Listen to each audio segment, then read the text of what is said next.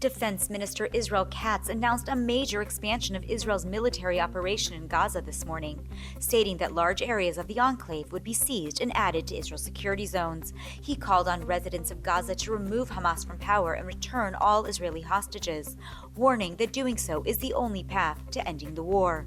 Katz said the broadened Operation Strength and Sword aims to eliminate terror infrastructure and ensure the safety of Israeli forces and nearby communities. His comments came as IDF troops continued ground operations in Rafah and southern Khan Yunis, following air and naval strikes overnight. According to Israel's Arabic language IDF spokesman, residents of Rafah have been urged to evacuate to designated humanitarian zones. The current operations mark a significant escalation in Israel's military campaign. Former hostage Elia Cohn shared his story publicly for the first time last night. In a powerful interview aired on Israel's Channel 12, the 27-year-old, who spent 505 days in captivity, described the horrific conditions he endured: chained underground, near starvation, injured, and emotionally broken. He detailed the October 7th attack, his abduction, and the harrowing survival alongside fellow hostages, including Alon Ohel, who remains in Gaza. "There are human beings underground," he said in a message to Israel's leaders.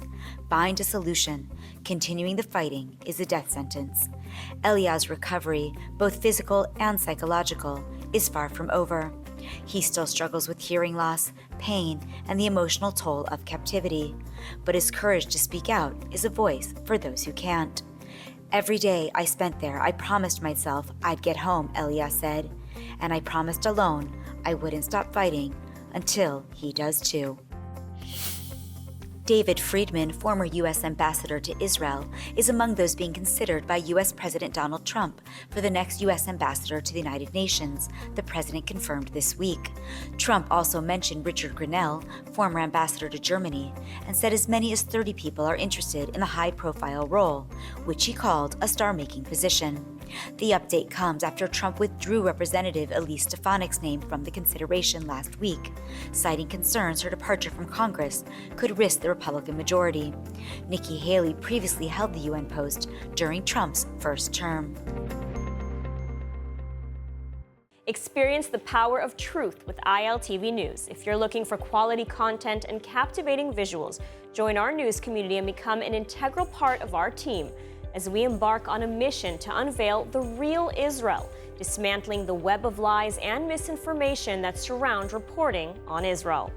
By subscribing to ILTV News, you will not only have access to the latest updates, but you will also amplify our message, creating a ripple effect that carries the truth far and wide.